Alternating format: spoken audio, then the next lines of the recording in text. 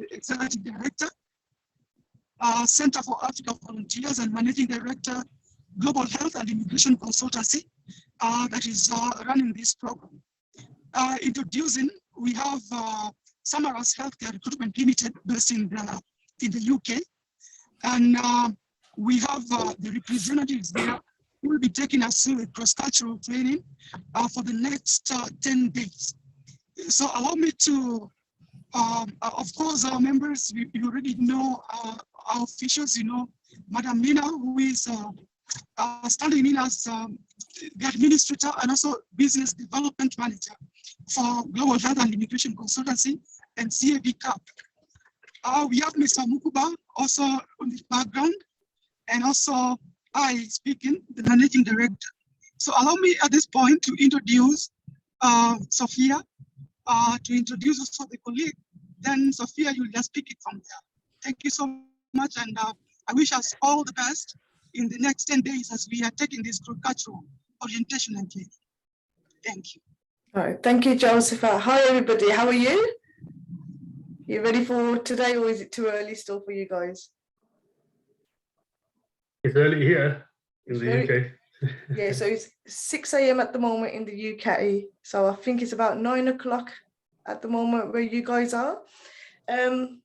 So like Joseph said, we are Samaras Healthcare Recruitment Limited. We are based in the UK. There's two directors to Samaras Healthcare. One is myself, which is Sophia. My title at the moment, I have a lot of experience in training in the health and social care industry and in HR in the UK. And we do a lot of recruitment within the UK for care jobs and support worker roles. And Joseph found us and asked us if we'd like to do some cultural training for you guys overseas, because we've been in the UK all our lives, really. So that's a bit about myself. I'm going to introduce the other director of Samaras Healthcare now.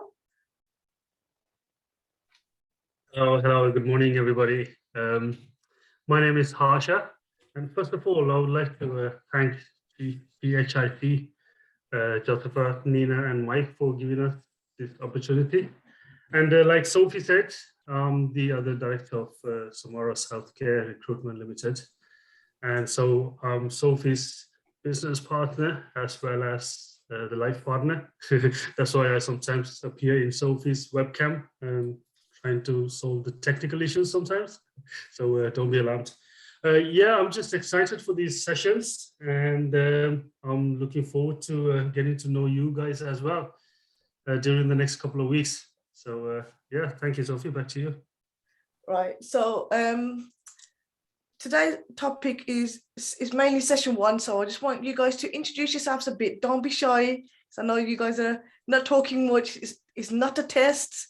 You're not going to get in trouble for anything. So if you've got any questions, even if you think they're silly questions, there's no such thing as a silly question in training, because something that you don't know, somebody else might not know either. We might not even know it as well. So it's always good to ask. And if we can answer it, we will do so. If not, we will try and get the answers for you guys. So if I can go around the room, if you guys can introduce yourselves. Mainly what I want to know is your name, if you are in the UK already, or have you been approved to come to the UK, or your aspirations of coming to the UK, and something you're looking to gain from this cultural training. Like, what are you looking to gain from the next 2 weeks? It could be anything at all, because we want to make sure that we cater your needs as well. So if anybody wants to start to introduce themselves.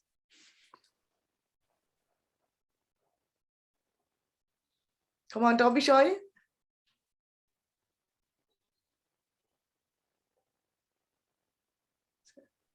There you go.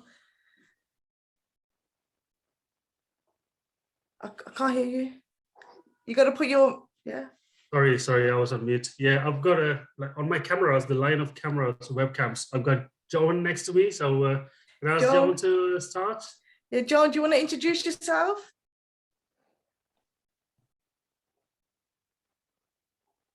Can she hear us? I don't think so. John, can you hear us? No, okay, we'll come back to John. Samuel, I've got you next on mine. Do you want to introduce yourself a bit? Don't be shy. Yes, I think John, Sam can hear us. Good morning, everyone. My name is Samuel. I work with GHIC as the Associate Business Development Manager. Thank you. Brilliant. And I got Mary next.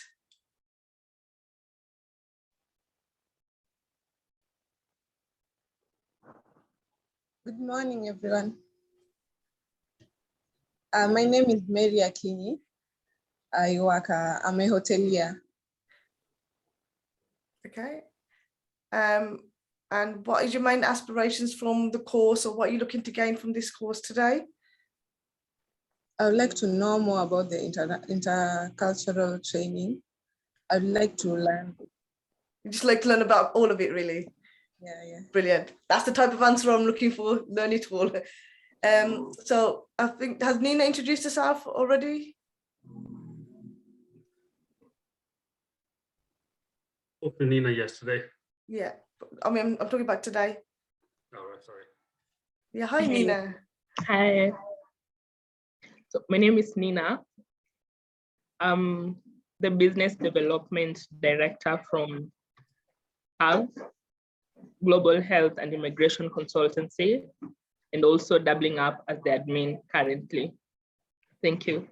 Looking forward to more interactions with the team, and hopefully our applicants are able to get those answers they've been wanting to know from us. Thank you. Okay, and I've got Grace next on my one. Hi, Grace. Good morning, everyone. My name is Grace. I'm I'm training to work in the UK. I'm looking forward to know more about the culture around there and how people are treated. You know, as Africans, we treat each other differently, maybe from how the people in the UK treat each other. So I love to know how people treat each other around there, and at least to understand even the environment, at times, even sometimes the weather, how it changes and everything. Yeah. Thank you. A good one. I like that. That is a really good one. I think from anybody that comes from overseas, some of our staff are from like Nigeria, South Africa, Kenya. They cannot adapt to the weather, so that's a really good one to know about, because it is a lot different apparently here from where you guys are. So I've got, I think that's Mike on the last one. We got Edwin, we got Caroline. Yeah. So We go to Edwin. Go Edwin. Hi, everyone. Oh, Caroline. Hello, Caroline. Hi, can you hear me? yeah. How are you doing? My name is Caroline. I'm a trained laboratory technologist, and I'm currently training to be a caregiver in the UK. Oh, okay. So I'd like to learn more about the culture there and how people interact in a different environment. I'd also like to learn about how to cope with the environment there in terms of work, how different it is from here in Kenya. Sorry, I'm just making notes so that I can ensure that we try and meet all your needs as much as we can.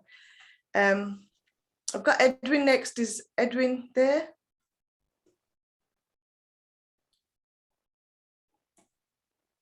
Or I've got Joan as well. I don't know if they can hear us. Yeah, good morning, everyone. My Morning. name is Joan Ngumi. I am a community health worker. and I'm looking forward to hear about the intercultural in UK from you guys. Thank you. Okay, brilliant. Yeah. And I did have Edwin, but I can't hear anything from him. So Edwin, if you do hear this at any stage, feel free to introduce yourself so we kind of know a little bit about yourself. And if anybody pops in throughout the session, if we have a couple of minutes, we try and get them to introduce themselves so we know where everybody's from. So overall, you guys just want to know about the culture and the weather. The weather is a big one. Even we're getting used to it. I've been here 38 years and it still confuses us as well. So I'll be trying to answer as many questions as we can for you guys. It's like 6 o'clock in the morning here and it's still dark outside. It won't get light until another, well, an hour, 2 hours or so. It's just start getting light. So you do travel to work and back in the dark in the winters. And it depends on where you are in the UK. So we'll go through that throughout the week, hopefully for you guys. Yeah. I can show how dark it is. Yeah. So that's the window. It's proper dark, and it's 6 o'clock in the morning. So you can see the street lights. It's that dark right now. Yesterday, it was actually snowing quite a lot. It was really snowing. So that's how the weather changes quite a lot here. So the aims and of the weeks are, we are going to split the 2 weeks up for you guys. So week 1 is going to be all about culture, UK life, a bit of history. And week 2 is going to be more about recruitment, job hunting, interview tips, anything we can give to you that would help you guys look for them jobs, try and secure them skilled worker visas, or if you're coming as a student, and what routes might be good for you guys. I'm not going to go into it too much because we've got your immigration side on that side, but we're trying to give you guys a bit of insight of the UK rules, okay? And that's going to be starting from next Monday. So this week, as you can see, this is our session plan. It will change depending on how many people are in the group, the conversations we have in the group, so we can add stuff to it or what is relevant. If there's anything that you think that you want to know a bit more about, we can try and adapt it so you can get more information. So as we said today, it was just an introduction for us all. You know, I want you guys to be relaxed. I don't want to be talking at you guys a lot, so feel free to jump in anytime and have a conversation. So it's a 10-way conversation, okay? We're also going to talk about the structure of the UK and explain like how it works here for this island that we got here for the British Isles. And I'm going to talk about the British monarchy, which is the royal family. Very important people that you will see quite a lot, or you might know a lot about. Not a history teacher, so I can tell you an overview of what is going on there, okay?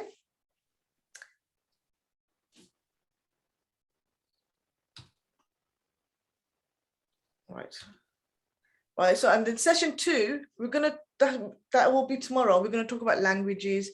So this we're gonna split up into quite a few because the UK is very multicultural. People from all over the world live in the UK or study or work in the UK. So we're going to talk about the different languages that are already in the UK and different languages that have been brought from overseas, from international migrants, and is spoken widely in the UK. We're going to talk about the different accents we have and the different dialects we have. So you understand, if you're in the UK, you can kind of understand which areas people are from just the tone of voice and how they speak.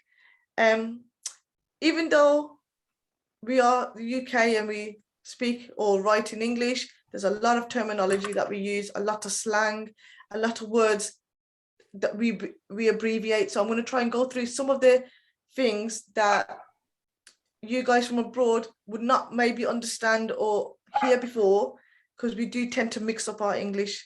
Like my English is not the proper English from the dictionary because of the way that we talk more slang in the UK. So I'm going to explain this a bit more and understand the terminology. On Wednesday's session, it would be actually Harsha that is going to be running that session. Harsha, do you want to explain your session? Yeah, sure. So yeah, my experience in the UK, that's what I'm going to talk about mostly on Wednesday. Because why we especially? Because I was not as privileged as Sophie. to be born in the UK.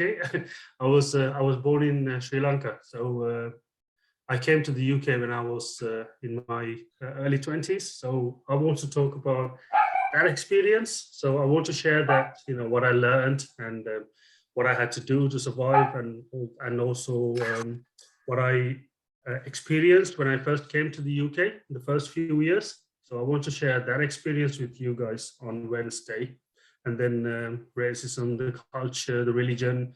So Grace, you asked about how Africans would be treated in the UK. We can talk about that as well on Wednesday, especially.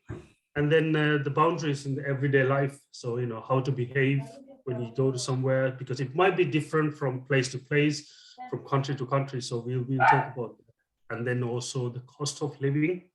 If you're coming on your own, or you're coming as a family, or with your partner, so with your kids. So we'll talk about how much things cost in the UK.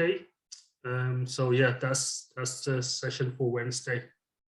That's it. So even though I was born in England, I am British. As you can see from the color of my skin, my parents were born from overseas as well. So I can talk to you guys a bit about racism and culture, even though I'm British as well, and if it affects us as well, being British. So you guys can get a real feel of how it is for overseas people and people in the UK already. So if you ever had children in the UK that were born British, how you think that they would feel, and in certain British cities as well.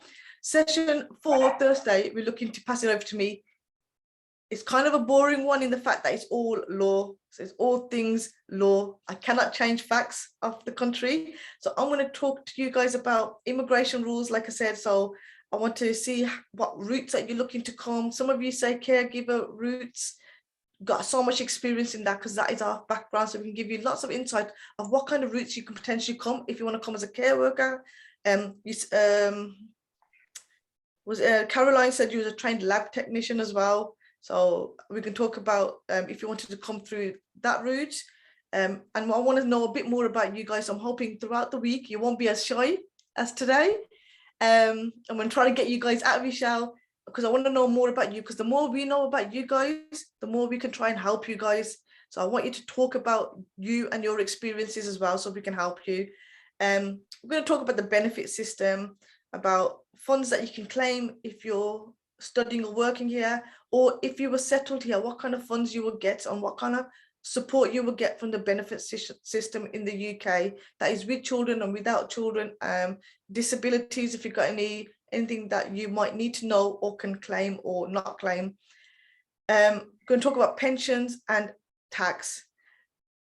Tax, we're going to talk about in regards to working tax, so how you get taxed from the government, because they love taking our money for everything. And VAT.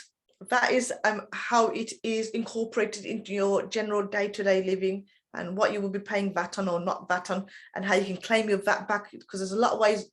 If you're smart, you can claim your money back. So we're still learning these things, so we can try and give you guys an insight of what to do there. I'm going to go through some of the main political topics of the UK. So it's like equality and diversity. So I'll be touching up on some things that Harsha said from the session before. Regulated services in the UK, so you don't get scammed from anything, or you know who to go to. I'm going to talk about modern slavery. For you guys coming to the UK, what does that mean for you guys, and make sure that you guys are still looked after. And we're going to talk about sexual identities and harassment as well. So that's your session 10. Session 4, jumping the gun there. And then Friday, we're going to wrap up the week with Harsha. Yeah, so hopefully that'll be a bit more fun than session 4. So we can talk about the places to visit and what things to do in the UK. There's a lot. Oops, sorry, I just dropped something. Yeah, so there are lots of things to do in the UK. I'm still learning as well, even though I've been here for about 17, 18 years. So there are lots of things. You can never finish everything in your lifetime. So we can talk about a few of those things. And then holidays and important days in the UK. So public holidays actually vary from place to place, area to area, or country to country, should I say.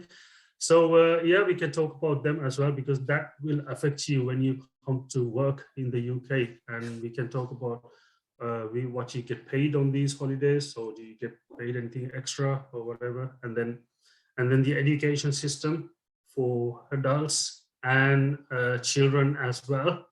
And the healthcare system, what it's like, because I know some of you guys already work in the healthcare system and looking to work in healthcare in the UK, hopefully. So we can talk about that as well. And then, because it's the end of our first week, so we're gonna have a little wrap-up session at the end, so you can ask any questions from the week, whatever you learned or what you would like to learn in the next week as well. So we can have a little discussion at the end. That doesn't mean that you can't ask any questions now. So please ask any questions. Like Sophie said, we would like to know as much as possible about yourselves as well, so we can help you better. So yeah, talk to us anytime, ask any questions. You can always stop us and ask any questions if you have any doubts at any time. Okay, thank you. Back to you, Sophie. That's it. With the healthcare system, we're also going to talk about, if you were here in the UK, what it means for you regarding if you were poorly as well. So I don't know if you're poorly and you had to go to the hospital, are you covered for that? Are the bills, how much would it potentially cost? Do you get prescriptions or not prescriptions? Because you need to know if you're going to be paying extortionate money, or is there any way of you getting free healthcare while in the UK if you're studying or on your visas as well, okay? So is there any questions about any of that? Is there anything that you want us to add to that? Just let us know. Are you quite happy with what we're doing for the week, guys? Nadia, Nancy, thank you for joining us. Do you want to introduce yourself? I think you've just come in.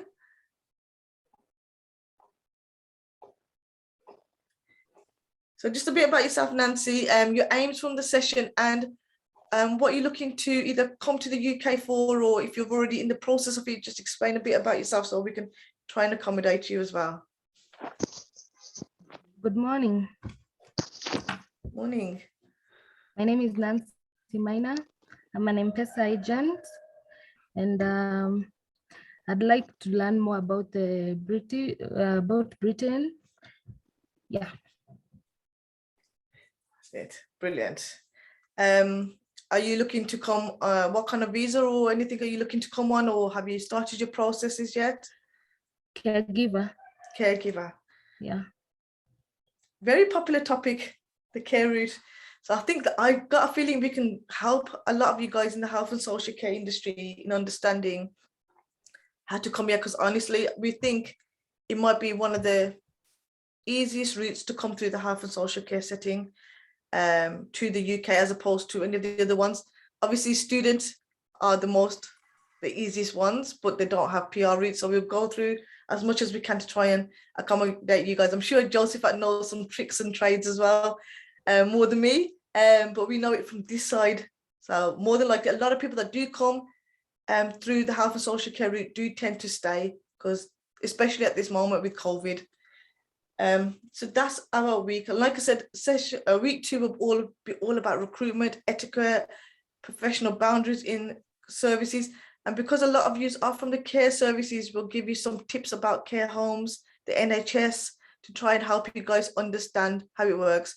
If there's any other areas that you guys are going to be working in or you want to know about, and if we know enough about it, like if it's IT, Harsha's from an IT background as well. I've worked in business as well, business management, marketing. We can try and help you guys with this as well, okay?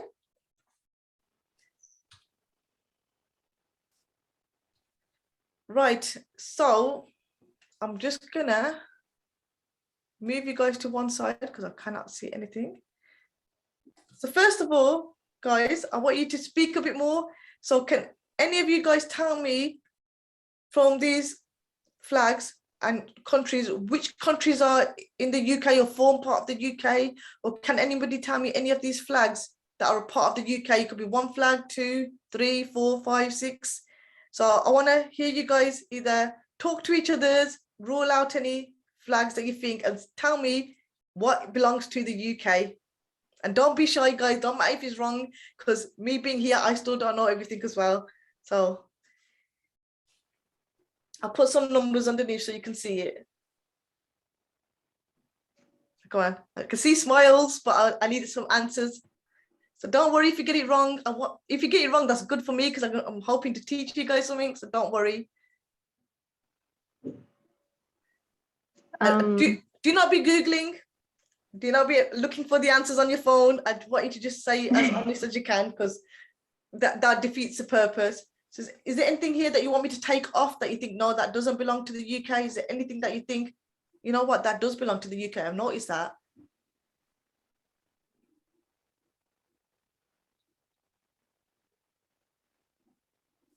Come on, don't be shy. It's not a test. Is it okay? So is there anything here that you think, no, definitely not the UK? Caroline was just about to talk. Yeah. Number 14 is Germany, so it's not UK at all. Okay, let's see. Okay. Number 1 is, I think, Australia, so it's not UK at all. Okay. Number 2, I think it's India, if I'm not wrong. So that's not UK. Are you sure?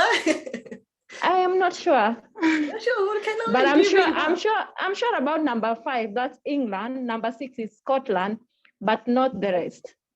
Okay. Anybody else? Is there anything to add to that? Are you happy with that? Do you think the UK is getting more flags? Caroline done fantastic then. She just knocked off a few off the list.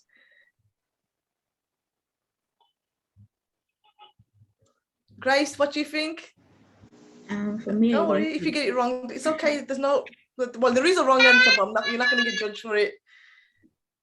Okay, I think number 4 is not for UK because it's US. Brilliant. I think number 13 is for UK. Number 10. Number 13. Number 13 is the UK. Yeah. Yeah. Also maybe number 11, of which I'm not sure. Number 11, you think? So I'm gonna put a little. Yeah, I think it's for UK. Think it is okay.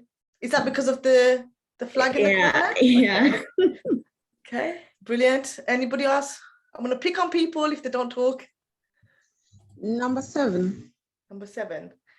It's for France. What do you think that is, sorry? It's not for UK. I think it's for France. For France, okay.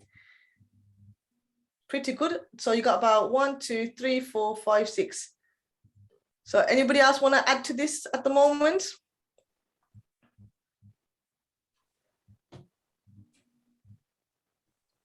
Okay, then that's fine if you don't think you know any more, if you think that's it. We'll go through this soon to see what is right and wrong, to see if you can learn something. I'm quite impressed, actually. I'll say that much already. Right. Okay, so when you come to the UK, you'll hear so many different ways of speaking. People say, oh, you're in the UK, you're in United Kingdom, you're in Britain, United Kingdom, Britain, Great Britain. Is it 1 country? Is it 5 countries? Is it 10? It's very confusing. I've been here my whole life and I still get confused. What is what? So I'm going to try and break it down. The UK is very confusing, just like the rest of the UK. I have never seen anybody in the UK have any clear line of anything. Even the government's very messy. The train lines are very messy as well. So I'll try and give you guys as much clarity as I can today. So to clarify,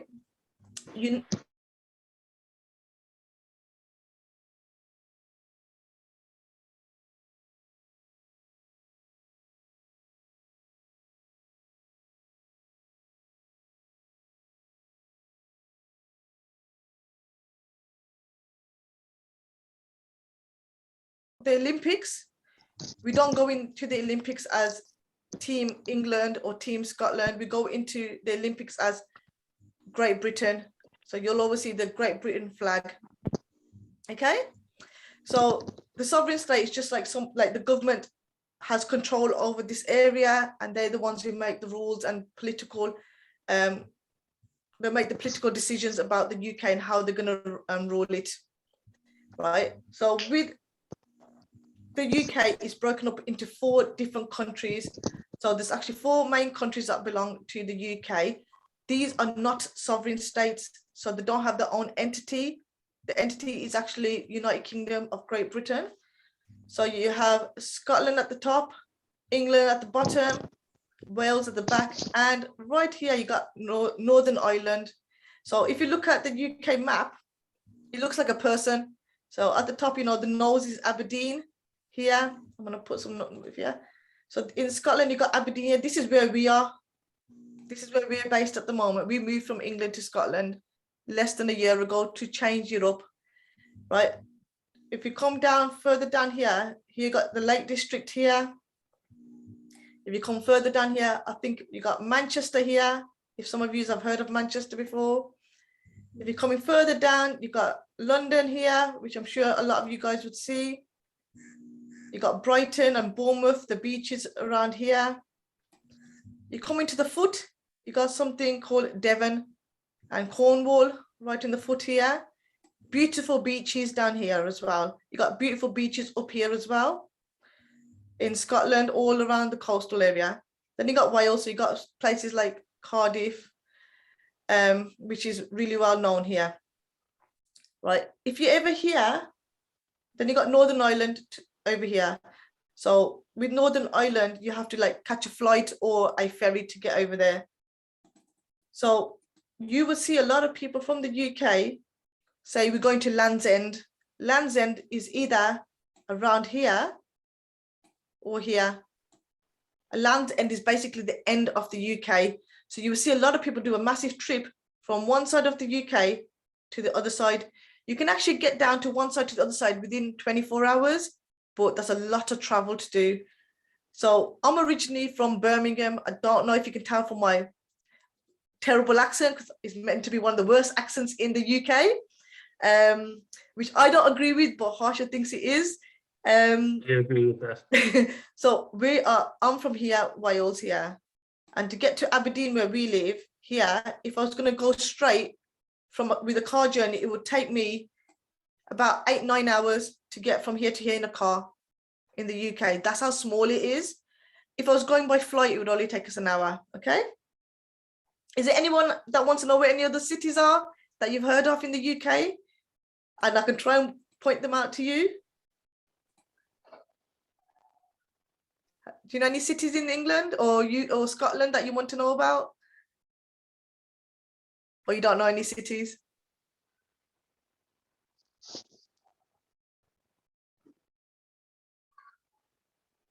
No?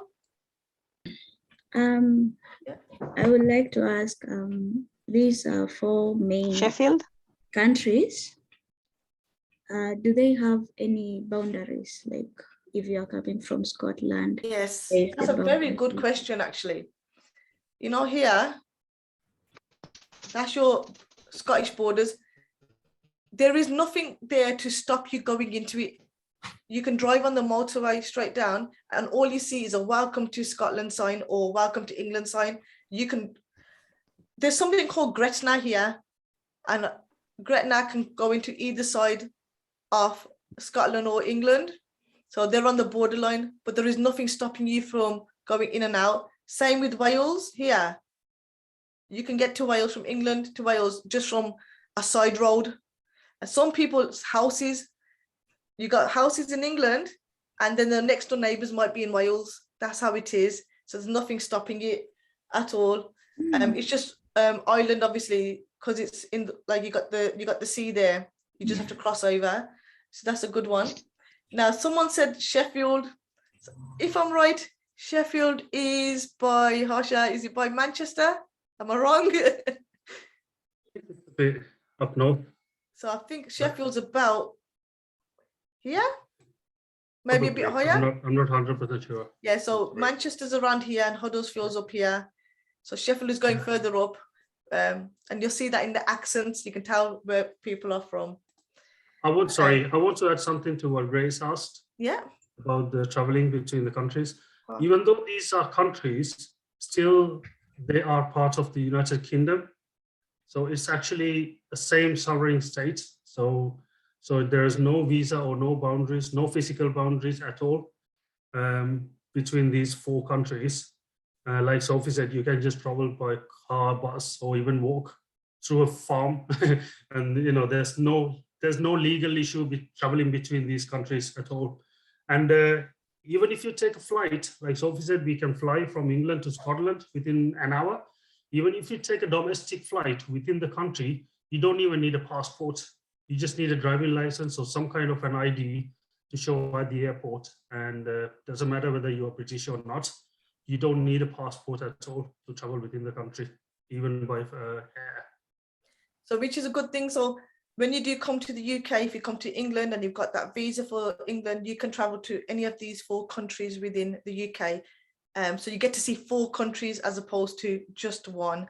Like Harsha said, you can just use your driving license or any form of ID to go. So even I've catch flights in between England and Scotland, and it is different countries, which I will explain as we go along, right? So if you were born in England, if you were born in the UK, it doesn't matter if you're in Scotland, in England, in Wales or Northern Ireland, you are known as British citizens, or if you get that PR at the end of it, you are known as British citizens or Brits. We like to cut everything. You'll see a lot of abbreviations. So if someone says to me, what are you? I say I'm British. So that's how you know us. I don't say I'm English, because you kind of do. Like Scotland doesn't really like England. The people in Scotland don't really like England or English. So they like to be known as Scottish people, like we're Scots. The Welsh like to be known as Welsh people. In Wales, we're Welsh. And people in Ireland like to be known as Irish. But overall, they are all British citizens of the UK. The reason why it's broken up like this is because the British, Great Britain is the biggest island in the British Isles. So this here is one island, and it's the biggest one. The second biggest one is this one here, which is actually Northern Ireland, the Republic of Ireland. It's got nothing to do with the main thing. So if you guys get a visa for the Republic of Ireland, that is not part of UK. You can potentially come over here. So make sure you do get the right ones if you're looking to settle in Ireland, because you've got Northern Ireland, which is part of us, but Republic of Ireland is a separate entity. They wanted to be separate back in 1922. They wanted 1922. They wanted to be independent. So they like to be known separately. So that's how that works. Okay.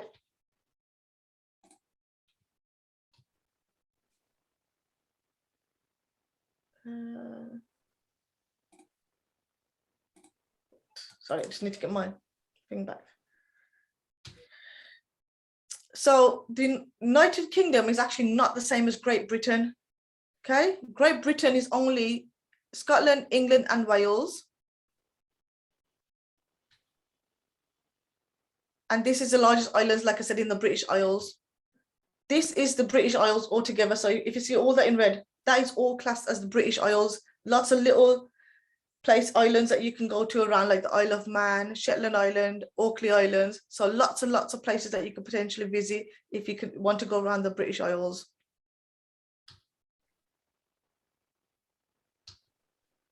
And if you were to look at it overseas, that's how it would look. So that is the UK there. And that is the Republic of Ireland. Okay?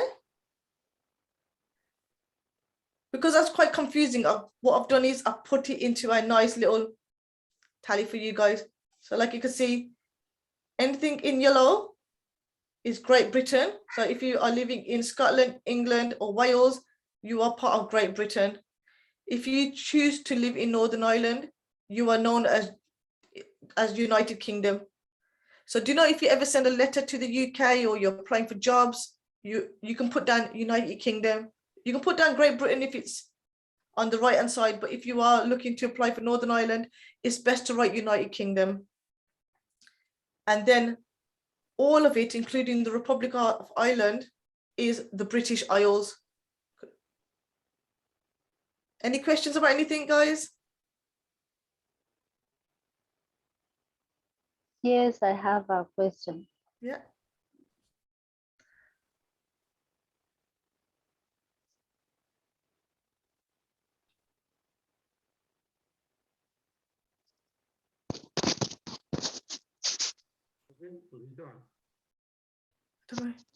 Joan, yeah? Yes. Yeah. So do these islands have one ruler, as in, is it the queen who rules all the islands? Yes, the Queen rules all of this. And she also rules another 15 Commonwealth countries as well. The Queen is the only person, from what I know, that does not have a passport, because she's the one that signs off the passports for the UK.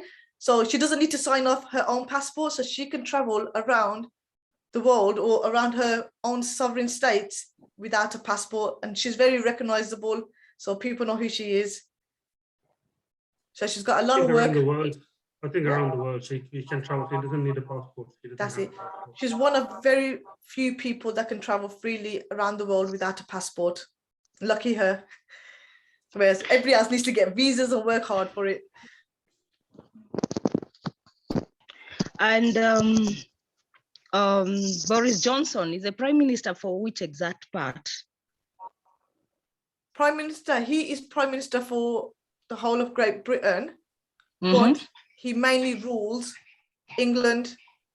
And you got like the first Prime Ministers and stuff in Scotland, Wales, Northern Ireland, they all got separate parliaments. Which we're going to go through more on Thursday. But Boris Johnson, you'll see him quite a lot saying all the stuff, but you'll see Nicola Sturgeon, who's from Scotland, because I know a lot about her because we've moved up here. She likes to go against Boris Johnson for everything because she does not agree with a lot of things he said, but she's a very firm person. She's known as the First Minister, is that right, Harsha? Yeah. Yeah, that's right, yeah. First Minister of Scotland. So we'll cover what their jobs are a bit more in detail so you understand them a bit more on Thursday.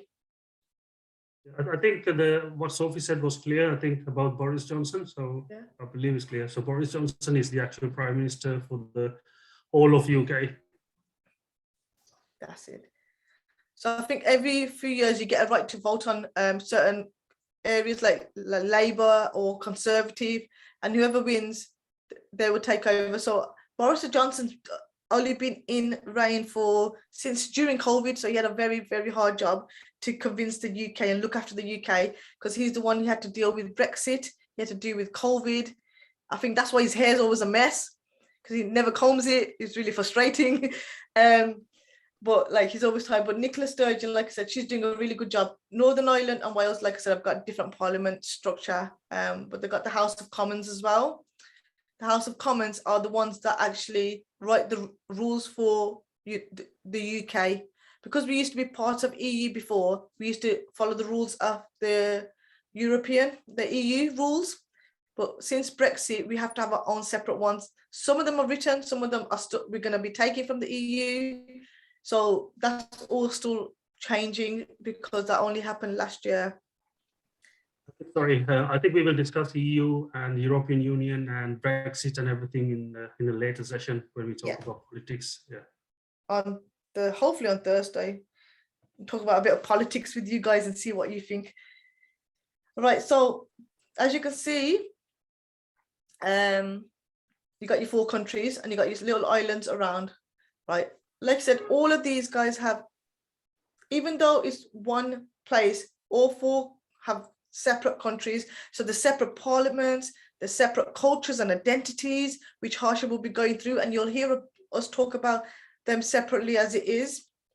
They also have different accents in the UK. So like I said, Scotland, that's your Scottish flag, for those that got it right. Your Northern Ireland flag now, Northern Ireland has 2 different flags. This one you will see quite a lot at football games, if they're representing themselves, they would hold this flag. This flag here is actually an old school flag of the UK, or shall I say Northern Ireland. This is what was used to make the Union Jack flag, the one right at the English flag, for those of you that got it right here. And you've got your Welsh flag, which is completely different to everything else. I don't know the backstory of that. I didn't go into the history of that. And then at the top, you've got your Union Jack. So if you ever see Team Great Britain, that's what we use. If you are representing countries, you use the separate ones. So we've actually got 1, 2, 3, 4, 5, 6 flags, 5 to 6 flags in the UK. Right, they all have different accents at the moment. Does anybody know what the main language is spoken across the UK that belongs to the UK?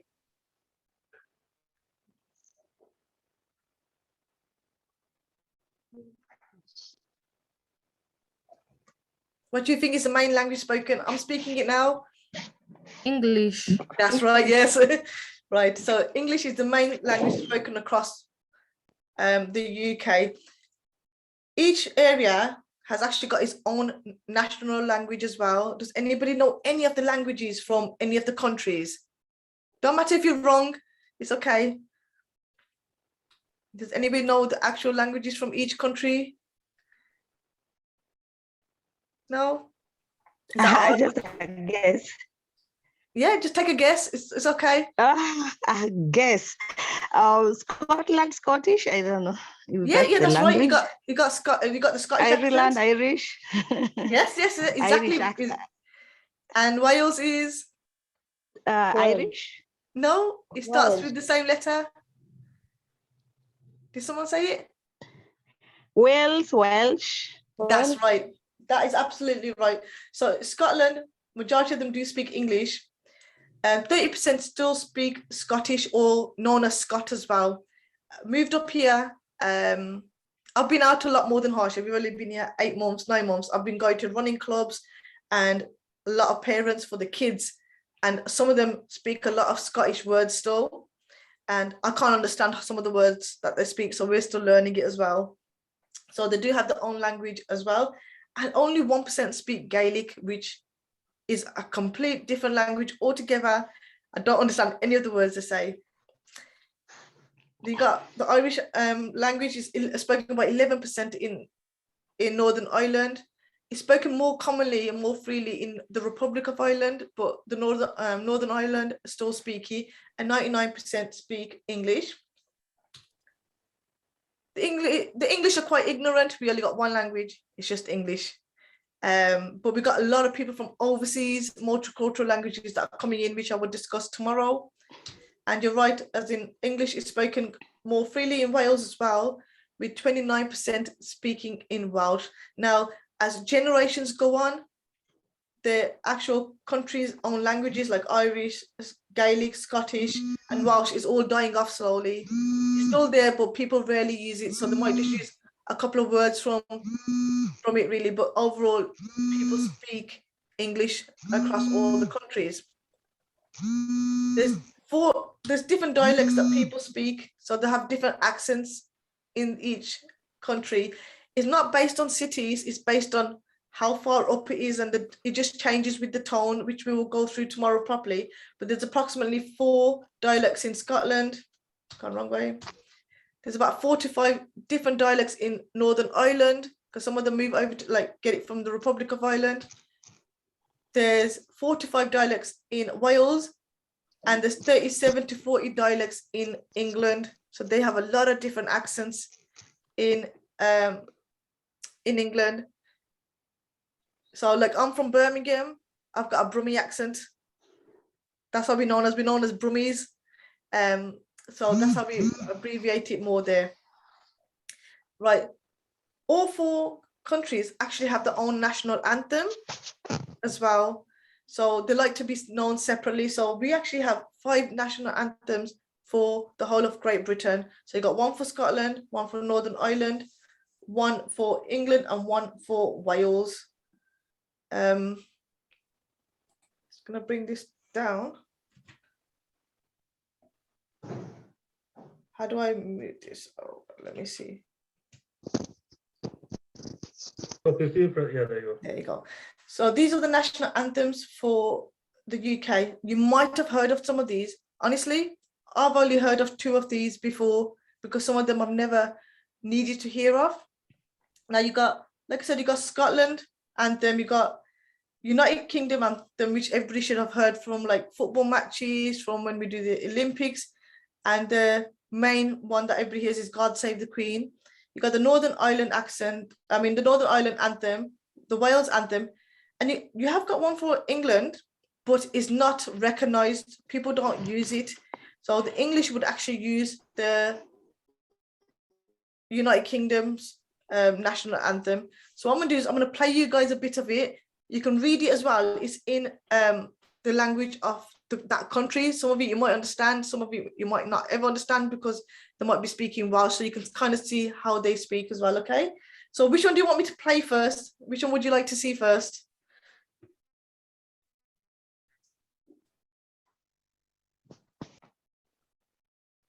United Kingdom. United Kingdom. So this one we use for the UK and for England.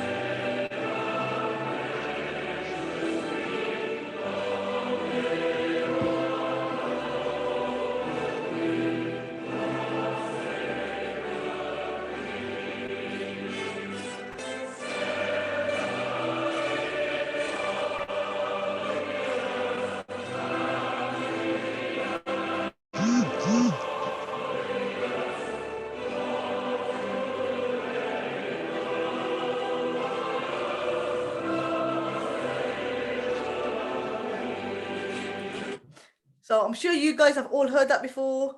It's very patriotic. Yeah. Lots of people like using it. You normally see the hand on the chest. People like just go silent for it. You see lots of events, like, you know, when the royal families are getting married or in the churches. Like I said, you see at football matches for sure. The footballers are really big on it, and it's their national anthem. So you'll see that. Like, which one do you want me to play next? So would you like to see Scotland, Northern Ireland, Wales, or the unspoken one of England, the original one?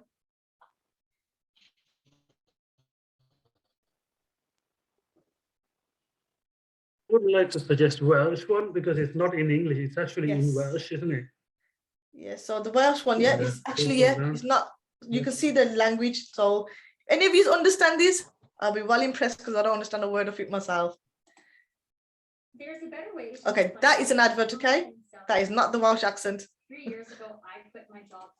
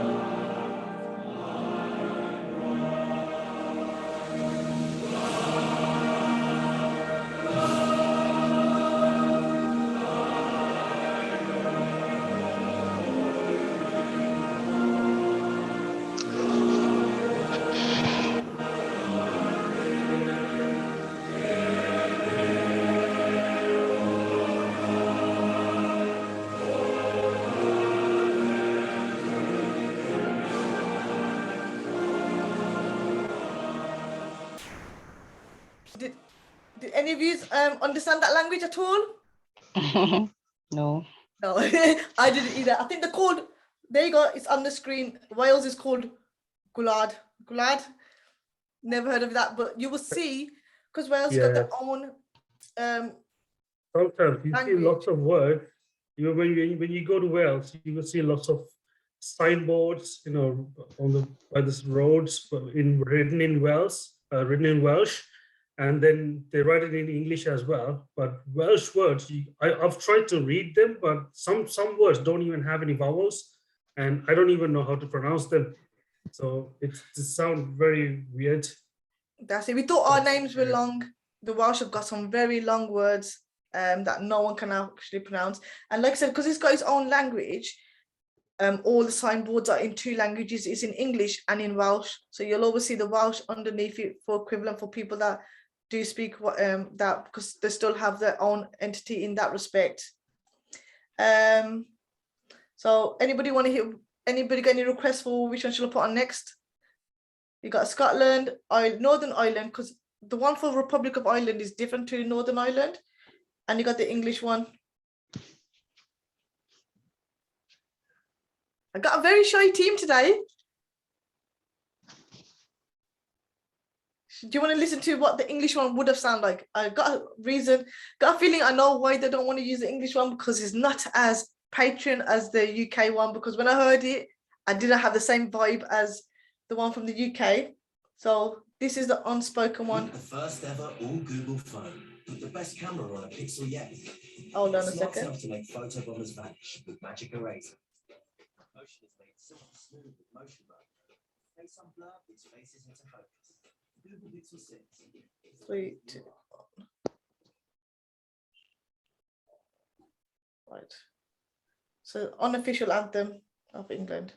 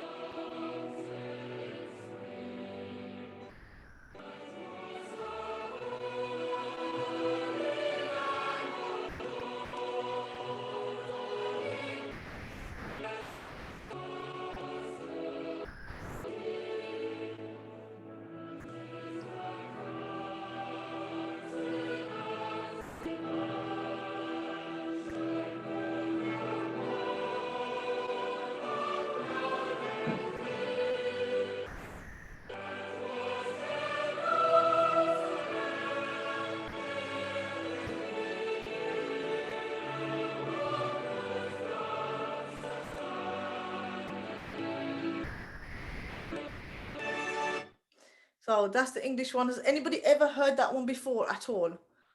Or have you always heard the national anthem of the UK? I'm English. I've never heard that one before. Before this cultural training, so you will very rarely hear it anywhere. You probably just hear it in people doing it for training purposes or anything. And I've got Scotland to play next. I think I haven't played Scotland yet. So this is us guys now up in Scotland, because we do class ourselves more Scottish now.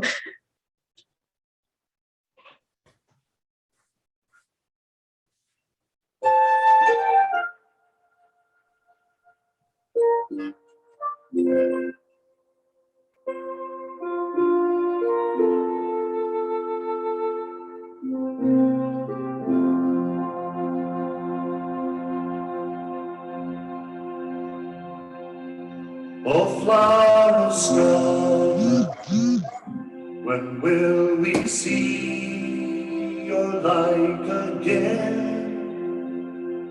That fought and died for your wee bit hill and glen that stood against him. Proud Edwin's army and sent him homeward to think again.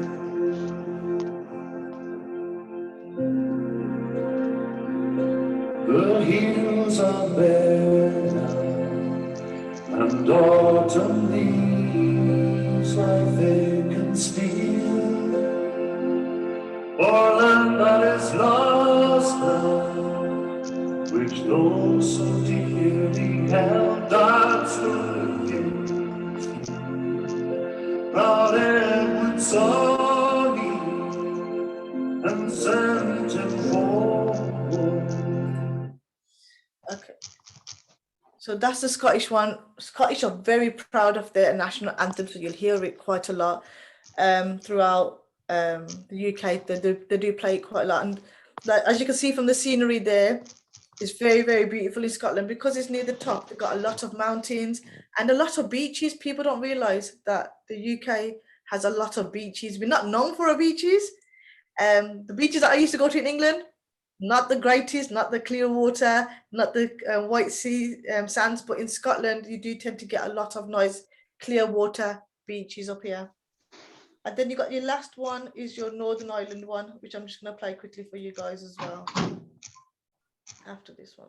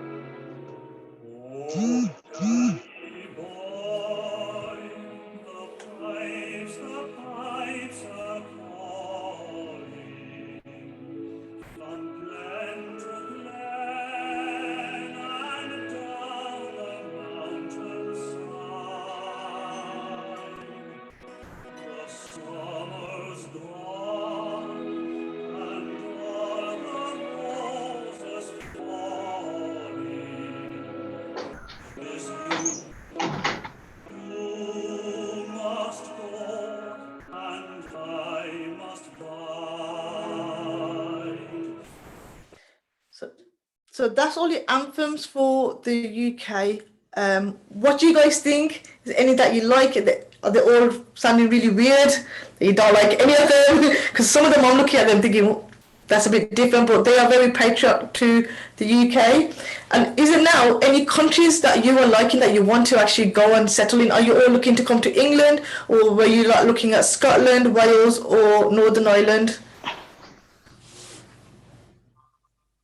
Is Grace, I can't hear you. Did you say something? No, don't be shy, put your thing on, mic on. Yeah. Yeah, sorry, what did you say? Sorry. Okay, for me maybe Wales. I love to see how Wales looks like. You know what? A lot of people overseas love Wales. Like, you know, you think that England would be more popular, but it's actually Wales that a lot of people overseas immigrants or expats come and settle in. I didn't think Wales was all that, but I went the other day. We went about 6-7 months ago, and it's really, really beautiful, really, really beautiful out there. To go and visit, lots to do, and it's literally like you can cross the border so easily into England, where Scotland's quite further up. So just to cross into like the West Midlands and come back down to London is actually not that far. It's about 3 or 4 hours by car. So is there any questions that anybody wants to ask about the countries or the cities or anything that you want to know? Through your study, which part has more job opportunities for foreigners especially? Personally, myself, I think Scotland, because everybody's going to England, everybody wants to go to England, that there's so much competition around the world for England. Like I see a lot of people from South Africa, from Kenya, in the West Midlands, in London, down the bottom end of England. But the job opportunities, they are competing, unless you're like got really like PhDs and stuff, they are competing with, like, everybody wants to live in the capital. They are really competing with stuff. But you know, in Scotland, when I speak to people from overseas and I say, oh, how did you move to Scotland? They say they got it through a job. A lot of people have moved to, especially the top half, like Aberdeen, Inverness, they've moved through job opportunities, because a lot of people don't want to move to the top because it's more rural, but it's not actually as rural as you think. You can still get around, there's still life there. You're not living on your own like cavemen. So there is a lot of stuff that you can still do. So I really think Scotland, and I think Wales might have a good opportunity as well. Everywhere does have a lot of job opportunities, but to me, Harsha, do you want to add anything to that? Yeah, so it's very difficult to pinpoint an exact area. This is the best area for you. So it all depends on your personal circumstances, like, you know, your experience, education, and where you would like to live as well. So job opportunities wise, obviously London is the capital and there are more jobs, but then like Sophie said, everybody wants to go to London as well. So there's a lot more competition.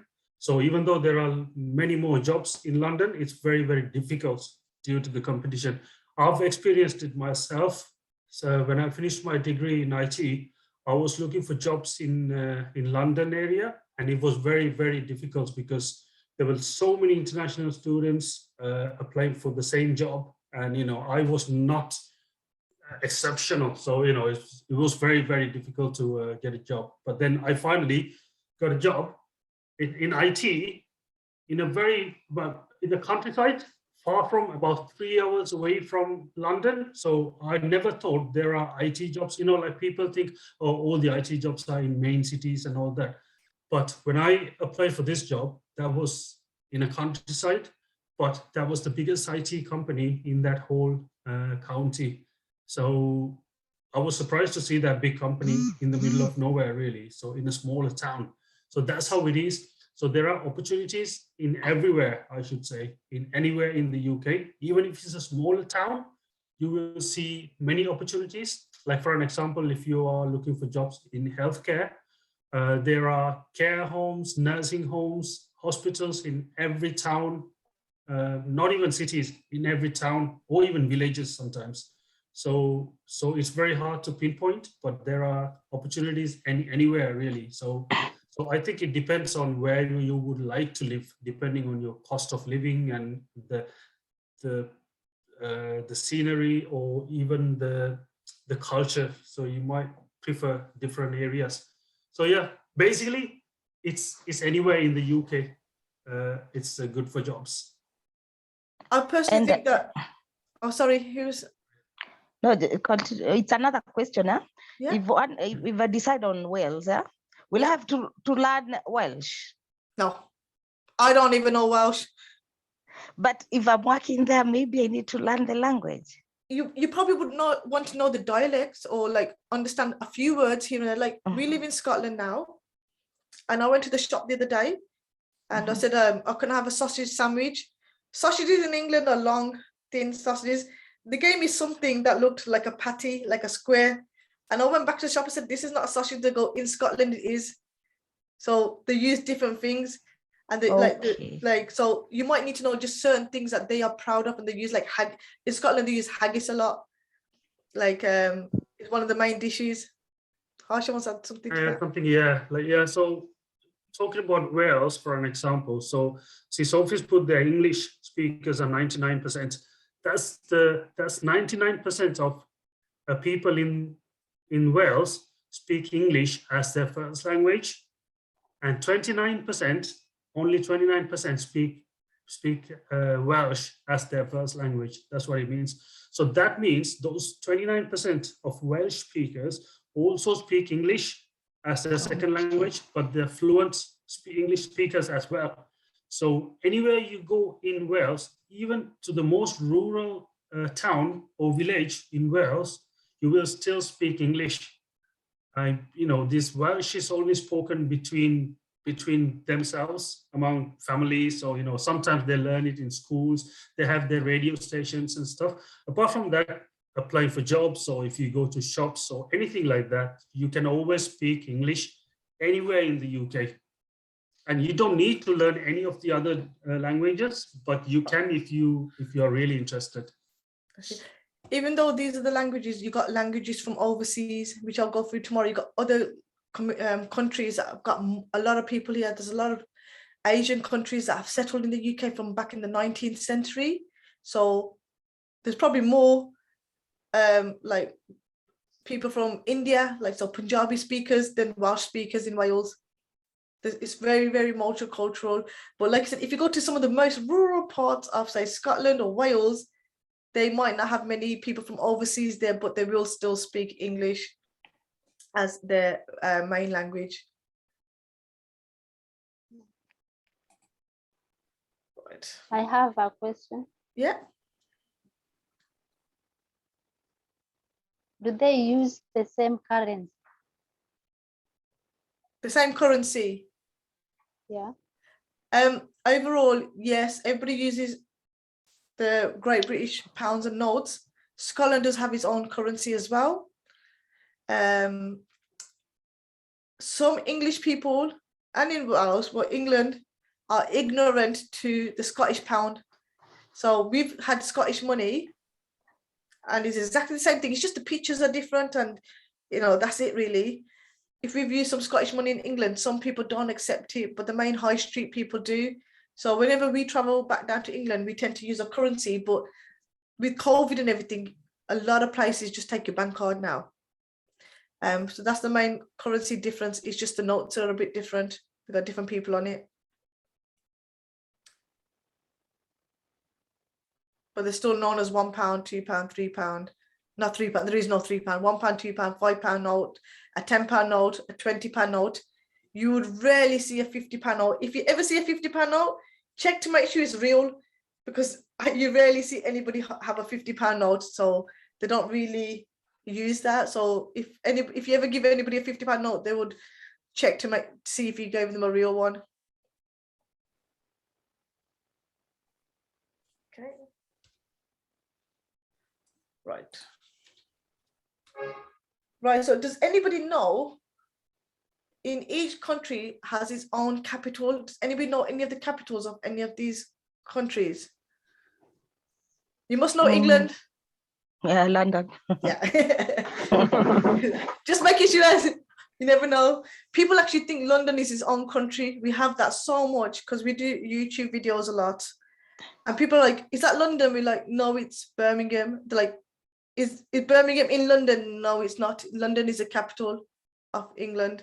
So people class it as its own entity, but it isn't. Does anybody know any of the other countries' main capitals?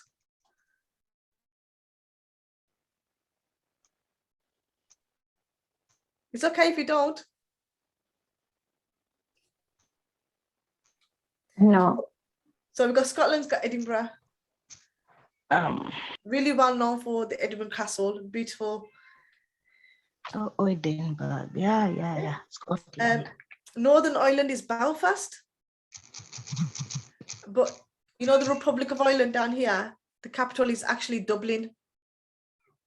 So yeah, so you might hear Dublin a lot, but that is not part of the United Kingdom of Great Britain. Is part of that. So Belfast is the capital.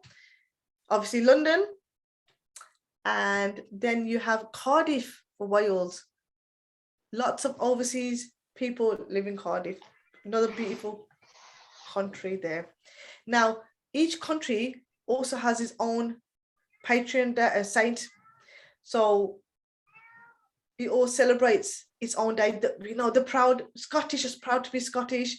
The English are proud to be English. The Welsh are proud to be Welsh. So they've got their own day where they can celebrate a day.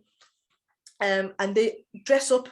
So they dress up in their national clothes and in the colours of their flags to represent their country. So you have St. Andrew's Day for Scotland, St. Patrick's Day for Northern Ireland, St. George's Day for England, and St. David's Day for Wales. So whichever country you're in, you'll get a bank holiday for that day. So you get a day off.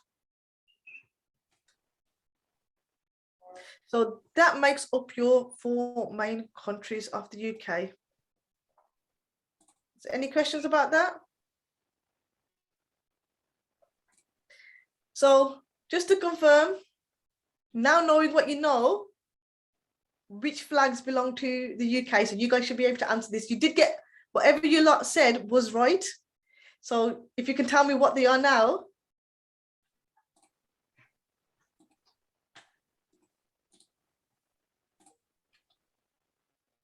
So which ones belong to the UK?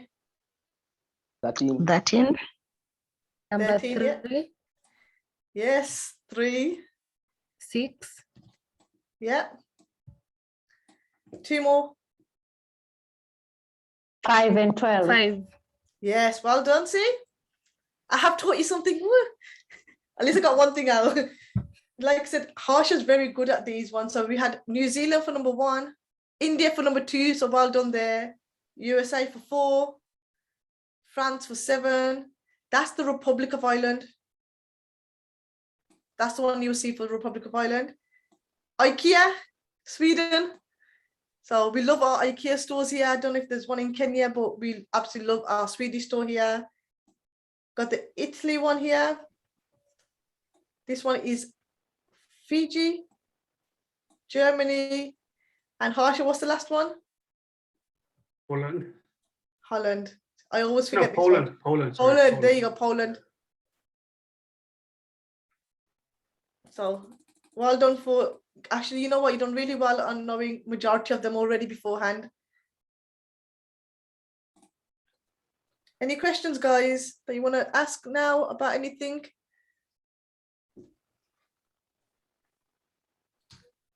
Okay. No. That's fine. Brilliant.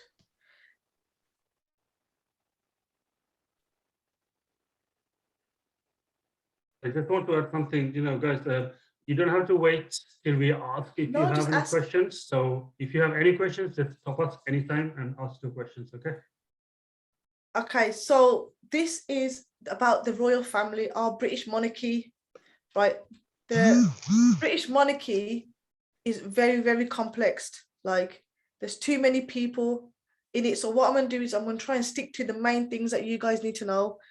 Does anybody know anything about the royal family? Anything at all? Even if it's a fact, it could be a scandal, it could be who they're married to. Does anybody know anything? Yeah, the current scandal of Prince Andrew. Yes, Prince Andrew. He's put shame on the royal family, hasn't he? And another one, huh? Yeah. I think Queen Elizabeth, like 2 days ago, announced Camilla to be the next, I don't know, Jubilee Queen or something of the sort. Oh, wow. See, there you go. That's good to know because Camilla, the wife to Prince Charles. So they want Camilla to be queen next. The position that was to be taken by Diana. I saw it 3 days ago, something. Brilliant. Well, the Queen's been reigning for 70 years now. So yeah, I think Prince Charles is waiting. He wants to be king, but she looks like she doesn't want to let go just yet. But I think she's looking to step down in the next few years. She's the first British monarch to reach 70 years on her throne. So I think she wanted to hit that 70 mark. And now, because she's going to hit 70 years of being the Queen of the UK and Great Britain, she's actually put in a 4-day bank holiday this June coming to celebrate this. So we should get some extra bank holidays this year. She tends to do celebrations big, right? Before COVID, she would open up her gardens of the, so it, the main places that she used to throw parties where celebrities come over, it's all aired on the TV, and you have a day off and it's just massive parties. So she's looking to do something like this. So hopefully COVID wouldn't ruin it, because that'd be such a great thing to be part of. Like, no one's like, I've never been part of any of these big celebrations. So she's going to be on a throne for 70 years. So fingers crossed we should be able to see that. The Queen is also head of another 15 Commonwealth countries. So like I said, she walks around with no passport, lucky her, and she can get into quite like every country. So how it works is the UK has either a king or a queen. Even though she's a head of the monarchy, she does not get involved in any politics. She doesn't make any laws for the UK. The laws are actually made by the House of Parliament. So when yeah. Does she vote? Does she vote? Yeah. Actually, I don't know. That'd be quite funny if she does vote, actually. I don't think she votes. I think she has to be impartial because of the difference in how the UK people, or you don't need to be British to vote. You just need to be registered on the electric roll. So when you come to the UK and you're over 18, you have a right to vote. Now, I had a right to vote for 20 years. I probably only I want to voted. add something. I've Sorry. only ever voted twice in my life. Yeah, you can vote, but you have to be from a Commonwealth country. I'm sure Kenya is in a Commonwealth country. So Yeah. as Kenyans, when you come to the UK, you can vote. You just have to register for the vote, and then you can vote even without being a British citizen. So when I hit 16, we used to vote. I used to vote, but I never knew who I'm voting for. I just followed my mum and dad. I just used to put Labour, Labour, Labour for everything, not understanding it because that's what my family do. Now, I don't agree with a lot of what they do. I don't like, they all promise you a lot of things, but who actually delivers, we don't know. Boris Johnson's done better than the last lady, was it Theresa May? She was terrible, absolutely terrible. She messed up the country laws. She couldn't deal with Brexit. She couldn't do anything. So Boris Johnson's done decent for what he's done, even though he's at a party not long ago through COVID, he's still doing okay. So yes, so the laws are made up by the Houses of Parliament. Now, when Queen Elizabeth either retires, passes away, or steps down, the next in line to the throne immediately becomes either king or queen after her. And when they have that, they have a coronation. So it's like a massive ceremony. It's always live streamed. They do it in the Westminster, and they have the official crowning of the king or queen. So that might be within the next few years, really, especially if you're saying that you heard Camilla potentially be queen. It looks like she's looking to step down very soon from her thing. So you got the queen there. She is known as Elizabeth II, Queen Elizabeth II. She was the firstborn child of her father, George VI. Now, George VI was actually the second-born son of the king, so he should not have been king in the first place. It was King Edward VIII who was meant to be king. That was Queen Elizabeth's uncle. He was actually king, but 1 year into ruling, he didn't want to be king no more, so he stepped down and he gave up his throne in 1936 to Queen Elizabeth's father, and that's how this line of the monarchy began, because the brother stepped down and Queen Elizabeth II's dad became the king. So Queen Elizabeth, before she became heir, she was actually known as Princess Elizabeth of York. And like I said, she was next in line with the throne. It usually goes to a male. So back in the days before 2005, when the king passed away, it should have went to a male. But in 1952, because she was next in line, she became queen. She became queen at a very young age. So she married the love of her life. She knew Prince Philip since she was 14 years old. So Prince Philip passed away last year. I don't know if you've seen it. He was quite ill for quite some time. So she had to deal with all that now. So she's known him his whole life. He's been her rock through everything. So he passed away. Do you know how many children the king and Queen Elizabeth and Prince Philip have? Does anybody know how many children they got? Maybe 4. 4? Yeah, you are right. You got 4. You know more than me, which is great. I'm English. I don't even know. So yeah, she's got 4 children. The oldest is Prince Charles, which you would see on TV quite a lot. And he is actually the next in line to the throne, which you guys know about because you told us about Camilla. Now, Prince Charles was married to Princess Diana. Does anybody remember Princess Diana? Oh yeah. Even though she was Princess Diana, she was a princess of the UK. She was a people's princess. Yeah. She has everybody loved her because she was the first one. She was just very kind. She was the first one to really integrate with society and be there for her people. Lots of charity work she did, and she had 2 sons. Do you know the sons' names by any chance? Yeah, Harry and William. William. Yeah. Perfect. Yes, Prince William and Prince Harry. Now, So Prince William's actually like about 38 years old now, 38, 39, and Prince Harry's about 36 years old. Prince William, everybody knows who Prince William married, yes or no? Yeah, Catherine? Kate? Yes, yes. Her name Kate or something? Yeah, Princess Catherine. So he met her at university when he was studying, and they fell in love, and she became princess. They got married back in 2005. They became the Duke and Duchess of Cambridge. And Prince William is second in line to the throne because he is the eldest son of Prince Charles, making Prince Harry at that stage third to the throne because he's a second son. Now, Prince William has 3 children: Prince George, Princess Charlotte, and Prince Louis. Now, because how it works is the next in the line, you would think it would be Prince Harry, but after Prince William, next in line is actually Prince George because he's the eldest son for Prince William. Now, if you notice, after Queen Elizabeth, Prince Charles is a male, he's next in line, then it's Prince William is a male next in line, then it's his son, Prince George. But in 2000, just a couple of months before Princess Charlotte was born, in 2015, the Queen changed the Act. So the Succession of Crown Act came into play. That means that it doesn't matter if you're male or female, you are next in line to the throne. That makes Princess Charlotte the first female to actually be in line for the throne after Prince George.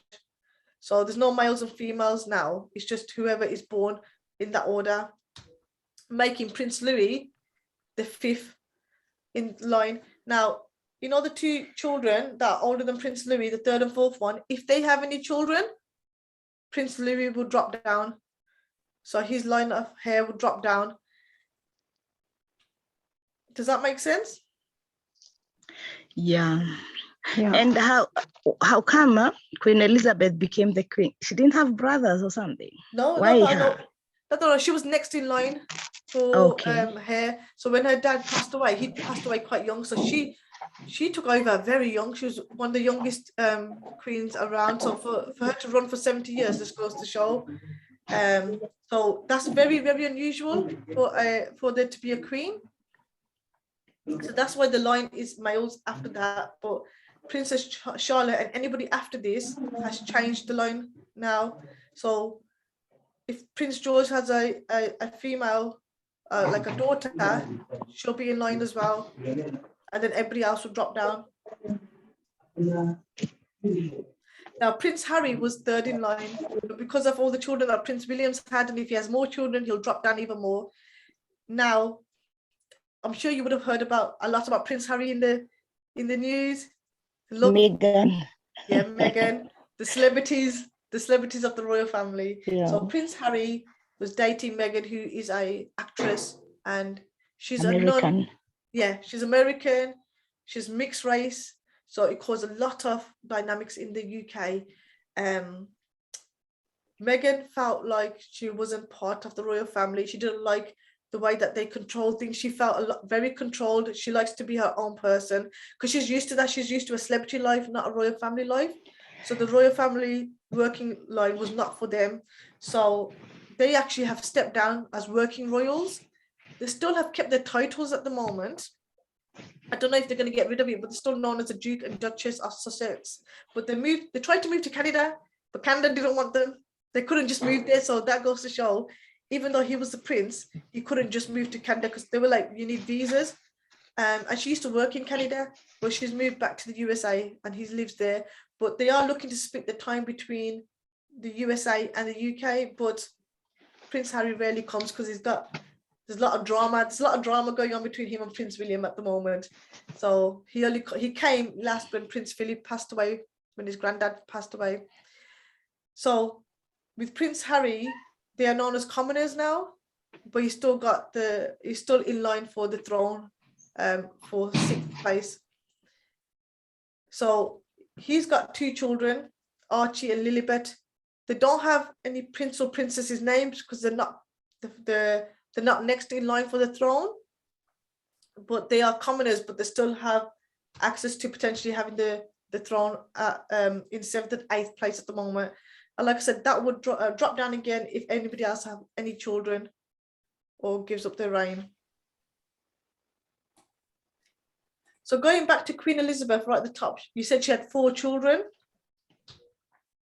which is right.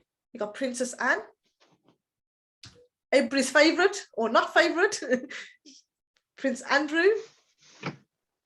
Now, even though all these sex scandals going on with Prince Andrew and he's been fired from the royal family, he is still in line for the throne. I don't know how, they can't just get rid of that. He has to go through the whole Act of Parliament. Like the Queen can't just dethrone somebody. He has to go through a certain rules of doing that. So at this current moment, he's still 9th in place. Now he's got 2 daughters, Princess Beatrice and Princess Eugene. Because he's got no sons, and even though they've changed the act, like when Princess Charlotte was born, they are next in line for the throne because he's got no sons. So they have got a chance. So they will be the first king or queens if he ever goes that far. I don't think it will though, because there's a lot of family for Prince Charles. Now Princess Eugene is 12th. The reason why she is 12th is because Princess Beatrice has a child. So Princess Beatrice's child is next in line. Then it's Prince Eugene in 12th, and then Prince Eugene's child is next in line. And then you got the 4th son of Queen Elizabeth, Prince Edward. He is 14th in place for the throne with his 2 children, who are 15th and 16th. And then unfortunately, Princess Anne, even though she was a second-born child, she is actually 17th in place for the throne. So I highly doubt it would happen. And she's got her children as well. Now, does anybody remember or know who Zara Tindall is? Has anybody ever heard of her? Zara Tindall is Princess Anne's daughter, but she also took part in the Olympics in London 2012. She did the horse riding one. What's it called, Harsha? I can never say the word for the horse riding one. Is it equestrian? Equestrian. You know, where you jump the horse. Do you know? You see them posh British people on horses, and they do all the struts and tights. She did that, and she actually went in the Olympics and won silver medal for the UK. Her mom, Princess Anne, also did the Olympics back in many years ago as well. So they're the only 2 people that have ever took part in the Olympics. Now, how it works is the Queen Elizabeth here, I'm going to write here, is heir to the throne. So she was the Queen. The reason why Prince Philip is not a king is because a king's reign is higher than a queen, and no one is allowed to be higher than the heir of the throne. Because the Queen was blood related to the king that died, her father, that's why Prince Philip is a prince and not a king, and is not allowed to be higher ranked than the bloodline, okay?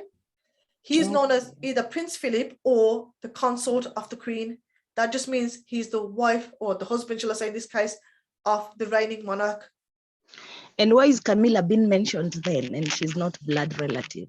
She's not I think they said she'll be a queen consort, not a queen. Yes, absolutely. Oh, Jubilee something. Yeah. Because the king is a higher ranking than the queen, so she can potentially become queen. Because the bloodline of Prince Charles is the actual son to Queen Elizabeth. So he will become king. Because his wife is Camilla, she's not blood, she'll become the queen of consort, because a queen is ranked lower than a king. Okay. Yeah. Okay. Does that make sense? Yeah. So there's only 2 ways a woman can become queen. It's either direct heir like Queen Elizabeth, or the queen consort like Camilla, or Kate Middleton, Princess of Wales. So she can become consort of the queen as well. or she might just be, she might potentially just be Princess Kate. It depends on what the next heir says that she is going to be. Now, how it works is most cases, the heir is normally the eldest child to the reigning monarch. So like you see, Queen Elizabeth, Prince Charles is going to be next in line, even though you would think it'd be Princess Anne after that. Prince Charles, his oldest son, is next in line, then Prince George is next in line. So that's how he's working. So if Prince George has a son or a daughter now, they'll be next in line. So you just get passed like that unless any of them give up the titles. If any of them give up the titles, it will get very messy. So I think you just go to the next person because they've got more siblings in this family. Now, the children of the monarch, these four people here, these four here, are known as either princess or princesses because they are children born to the queen. Right, any children belonging to a prince, so these here, Prince William, Prince Charles, their children or their sons can automatically become princes, but the girls don't become princesses. It's not mandatory. And any grandkids are not mandatory to have a prince or princess name. It's up to Queen Elizabeth at this moment to give titles. So she would say if you're going to be a duke or a duchess or an earl or a baron, she gives a title. So it goes through ranking systems and she decides what your ranking is. Now, these children, and even if the prince and princesses, they can decide if they want to keep the title or not. So if she said that, oh, Zara Tindall is a princess, she could say, I don't want to be a princess. She'd rather be a lady. So she's known as Lady Zara Tindall.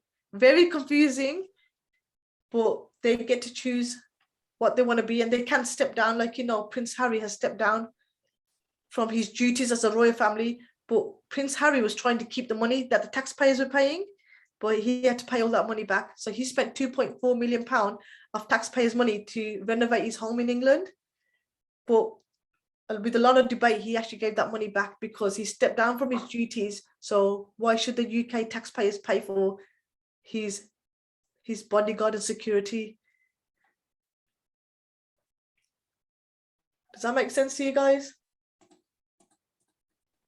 there any questions about anything that I could potentially answer on that?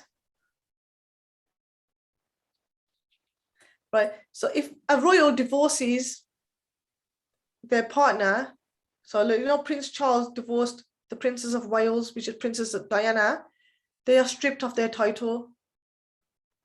So Princess Diana was not a princess no more when he divorced her, but she was people still called her Princess Diana because they were used to it, or they called her the Princess of the People. That's where she got her name from.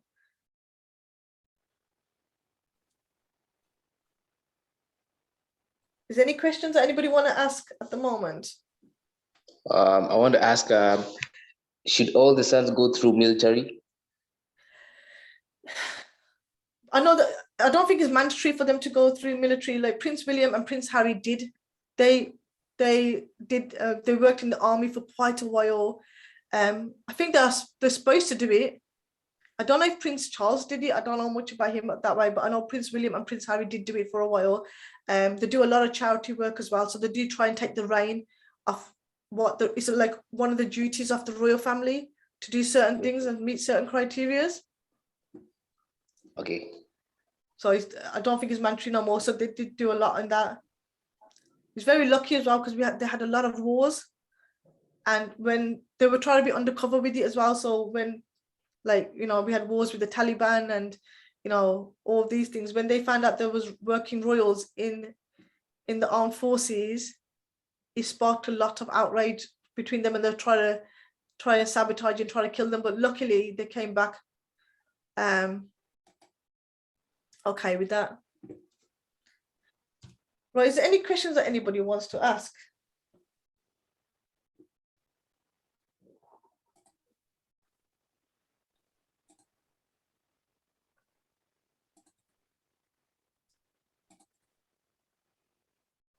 Right.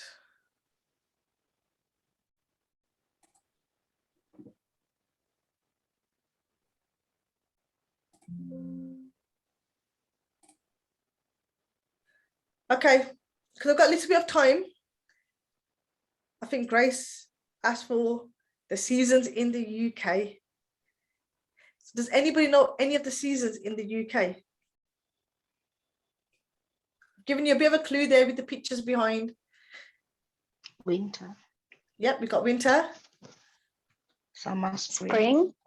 Yeah, and there's another one. This orange one. What's this orange one? Summer. Got, summer is, you got spring, summer. Autumn. Autumn, that's right. Autumn is also known as fall, but fall is mainly used in America. It's not something that is used in the UK. Spring, summer, autumn or fall, and winter. So they are split over 12 months. We are currently in winter still. So spring is from March to May.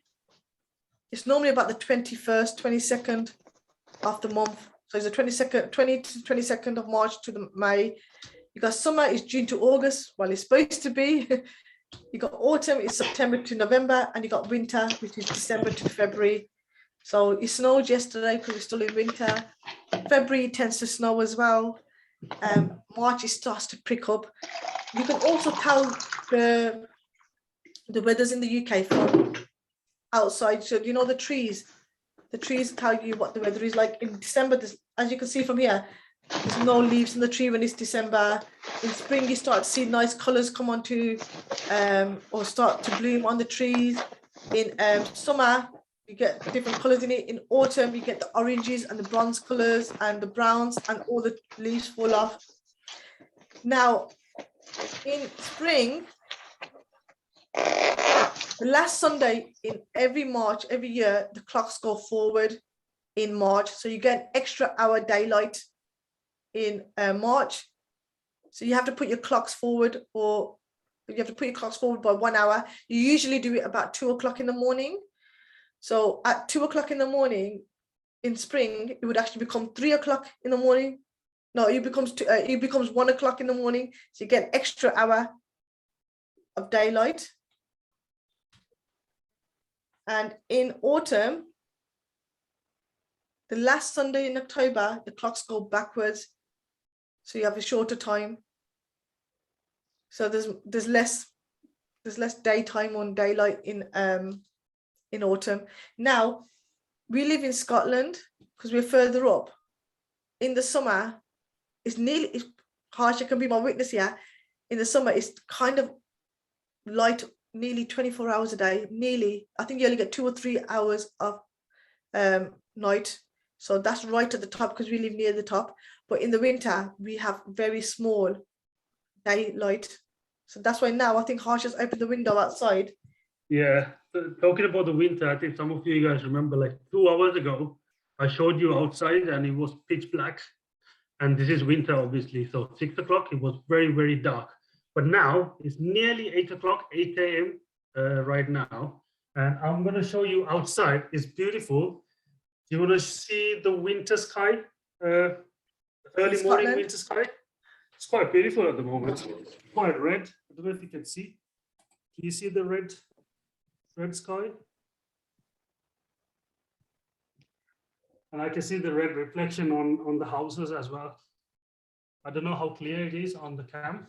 It is very clear. That's the sun is just coming out. I don't know how clear that was. The sun is just coming up now, and then it's spreading the red light across the sky. Up at the top of Scotland, you will see a lot of different colours. So you'll have the northern. Do any of you know much about the Northern Lights, or have you ever seen the Northern Lights? The Northern Lights make the skies green and like bright. I don't know if Harsha can bring up any pictures of it, but I'm still waiting to see it. Apparently, it happens a lot in Scotland, and it happens a lot in the winter where the night skies are green, and you just see lighting coming through it. Very, very beautiful for Scotland. England doesn't have that much. You don't see the Northern Lights down in England. You don't get really, really beautiful skies like this, but you do tend to get the nice, in autumn and summer times at night time with the heat, you tend to get really, really good good weathers. Now, in regards to weather, I'm going to touch on this a bit more in another presentation, but the winter, you guys might find the winter really cold, but it's not as cold as places such as Canada and Iceland. We do get snow. I think the coldest temperature we get is like -4, -5, but that is Aberdeen. Scotland, the further up Scotland you go, the more colder it gets. So England is actually one of the more warmer, like London actually is, and further down is more warmer than higher up the UK, okay? So we do get snow. England rarely gets snow. I think in the last 10 years, I've seen snow 3 times, and it's only like this much, like 2 or 3 centimeters. You can still walk outside. You're not going to drown in snow. You know, you'll be all right. But they do have a lot of black ice.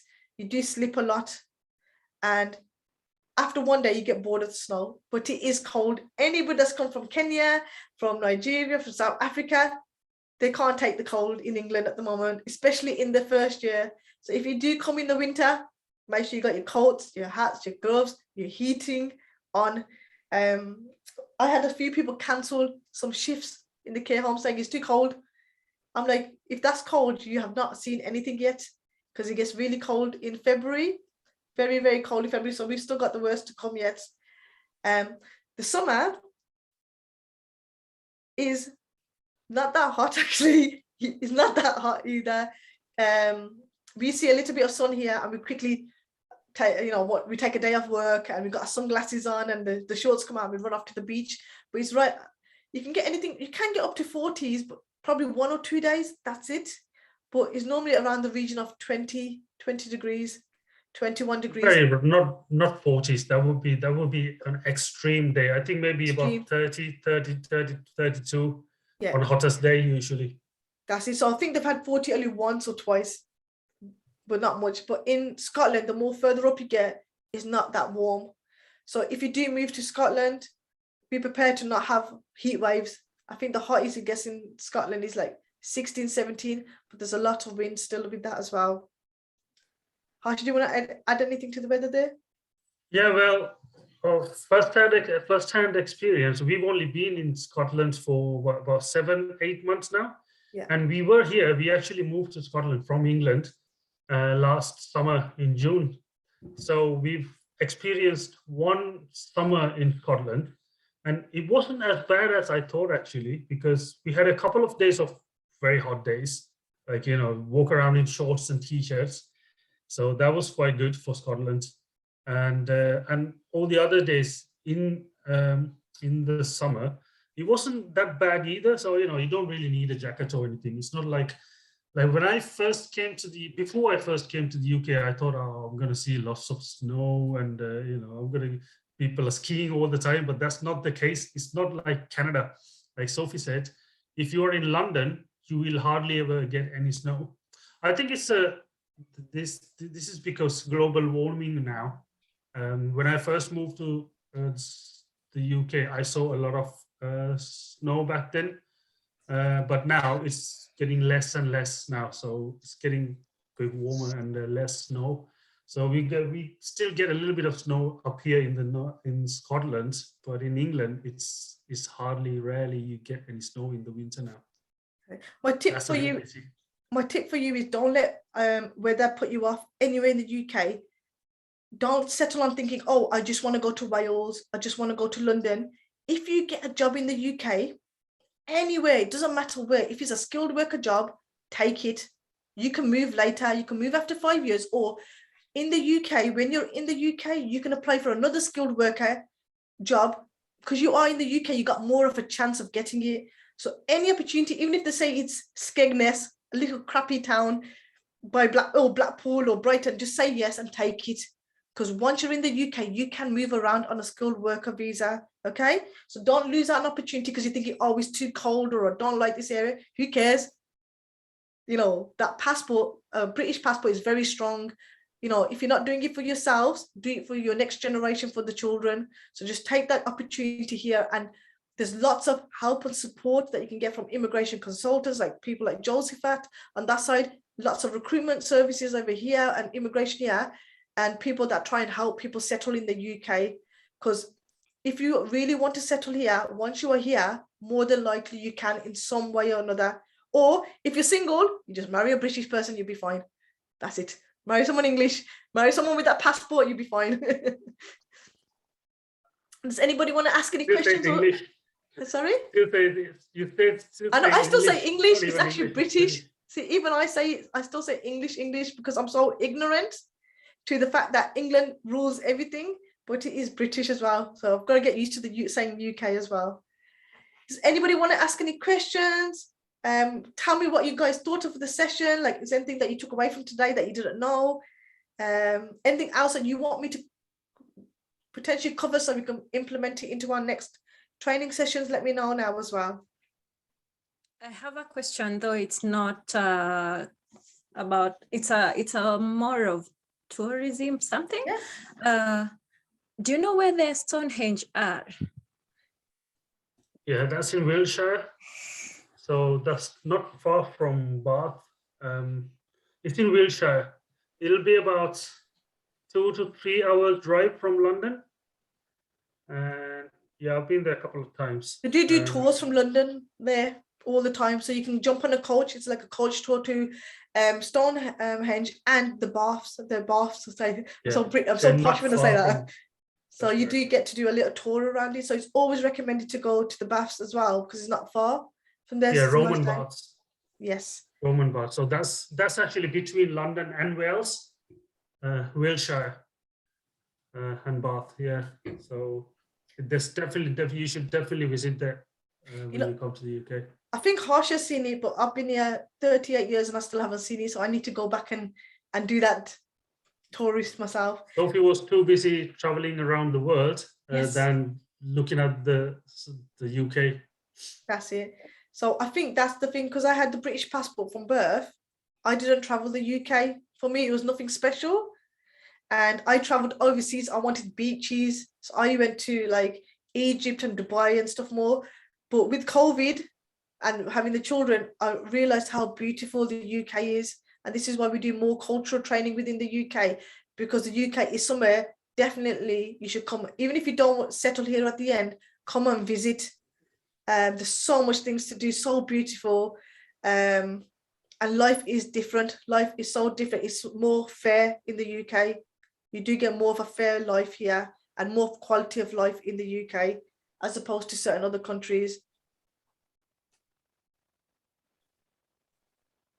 Is there any other questions?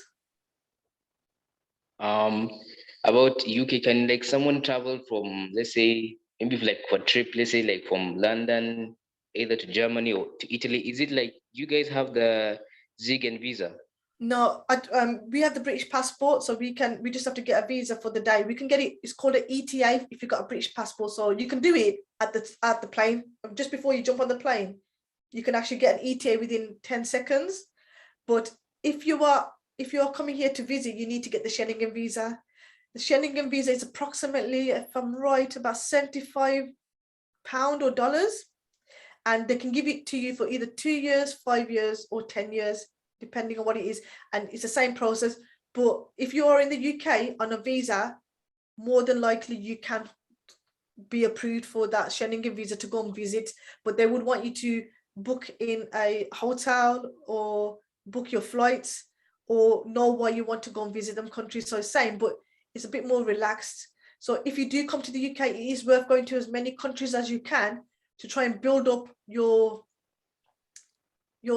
country status. So if you ever wanted to move to somewhere like Australia or America or Canada, some of these other big countries, it shows a nice, good, clean history that you can travel to other countries and you will go back to where you, like either to Kenya or back to UK.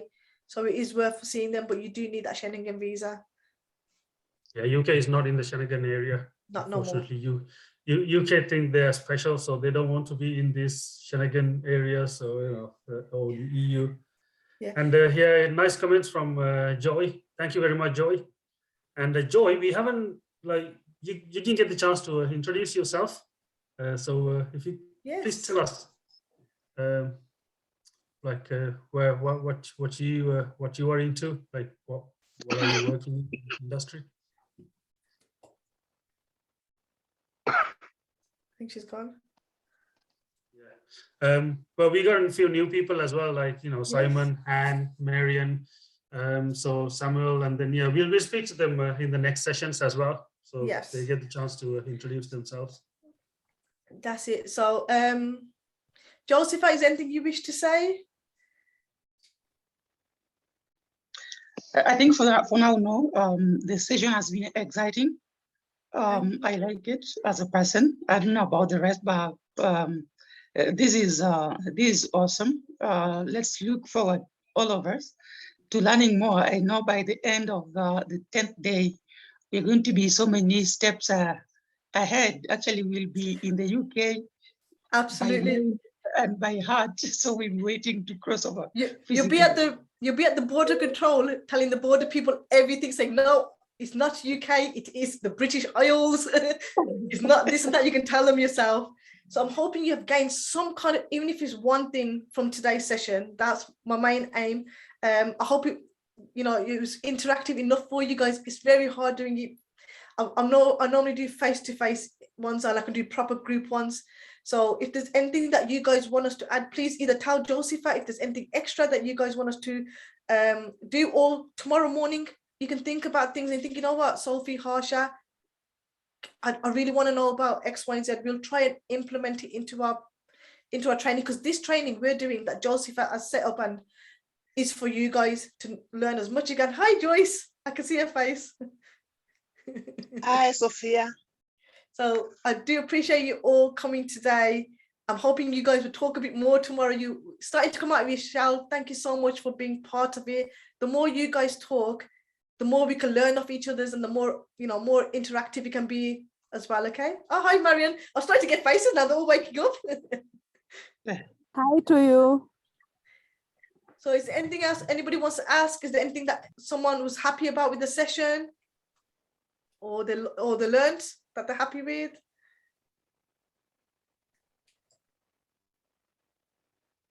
Yes, I really enjoyed the session. Thank you. Yeah, I've learned a lot. I thought I knew a lot of things, but I've learned today. Brilliant. Yeah, it was so informative. So Thank you. Just gonna go around the room. Thank you so much, Anne. Knowing what you know now, just from today, where would you like to settle? If you had a choice of England, Ireland, Scotland, and Wales, where would you like to settle? Okay, maybe Wales. Oh, Wales is starting to become quite popular these days. John, what about you? Which city would you, or which country would you like to settle in, or are certain cities your dream city? With me, I think I will be flexible to settle anywhere. That's it. That's the right way to say it. Anyway. Right attitude.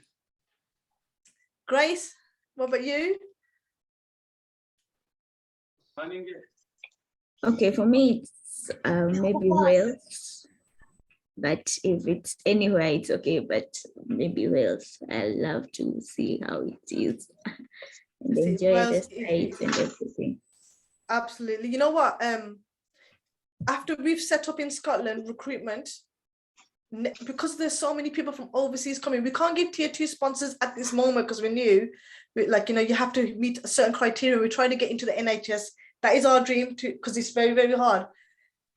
After we've set up in Scotland, we're not going to set up in England. We're actually going to look to set up in Wales. So if any of you do come to Wales, and hopefully we'll have a good link with Josephat for many years to come. If we are set up in certain countries that we can help you guys with when you're here in health and social care at this moment, we'll try and help where we can. That's what we try and do. We help more overseas people as opposed to people in the UK, because I think Harsha being from overseas, and I've learned a lot of values from people from overseas. It's really unfair. It's an unfair justice system with their passports and stuff. So I was just very lucky to be born into it, but some people don't appreciate the British passport and they take it for granted. So I'd rather help people that want to settle in the UK as much as they can. And this is why we set up this line of work. We all came from immigration aspect. So Nancy, where would you like to settle if you could? Anywhere, but preferably Scotland. Oh, yes. It is nice. Joyce? Anywhere, but I'll prefer Sheffield, or Southampton, because I have lived in Sheffield before. Oh, brilliant. So you know, he's an expert. Joy's our UK expert. We're okay now. So yes, so Sheffield is actually all right. Southampton, yeah. So the decent areas. So Sheffield, you might get some jobs in as well. Mary? Is Mary there? Yeah, I would like to settle anywhere, but England would be England for me. Yeah, England, perfect. So Caroline? I think I would prefer Scotland because I love cold places. You love cold places. Oh, Aberdeen is for you then. Come to Aberdeen. Lots and lots of people. In Aberdeen, there's more international people than Scottish people in Aberdeen because it's very multicultural, and we've got a lot of engineering and oil because we're on the corners. We were talking about Scotland and healthcare. I don't know if there are some of you guys in the healthcare industry already.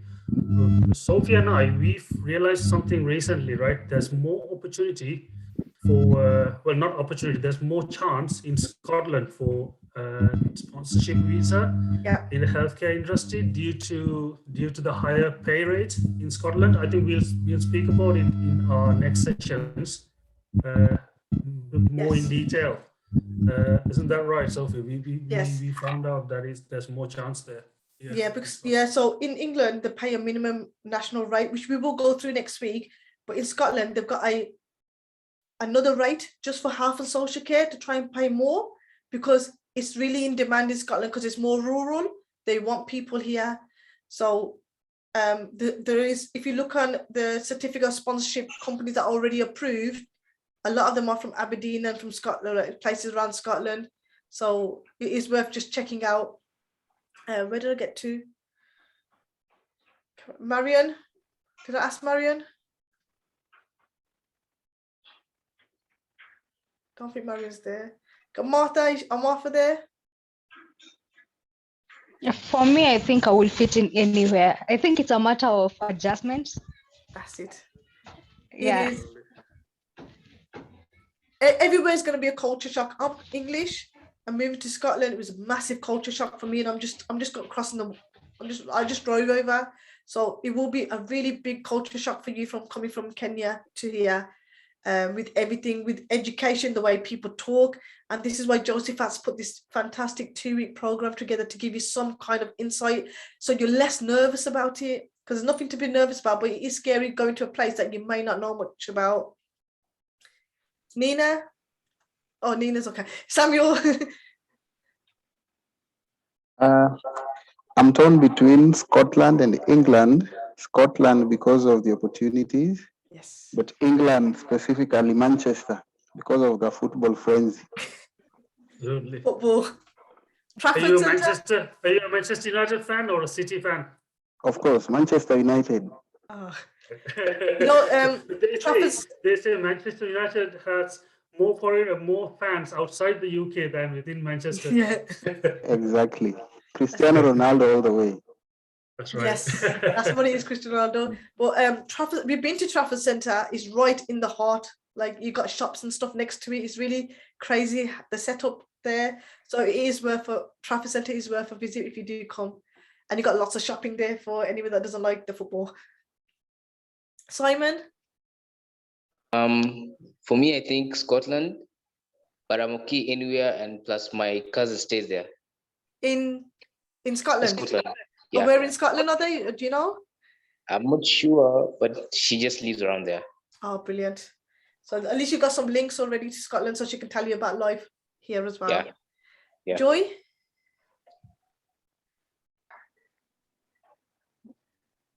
Don't think Joy's there. And last but not least, Anne. I think Anne's gone as well. It's okay. So thank you guys so much for coming to today's. Joy just typed. Sorry, Joy was in a. Joy just typed because she's in a noisy environment, so she just typed. Can England you for Joy. She's looking for what? Sorry. No, she's in a noisy environment, so Okay. she can't put the mic on. But she typed. She likes England.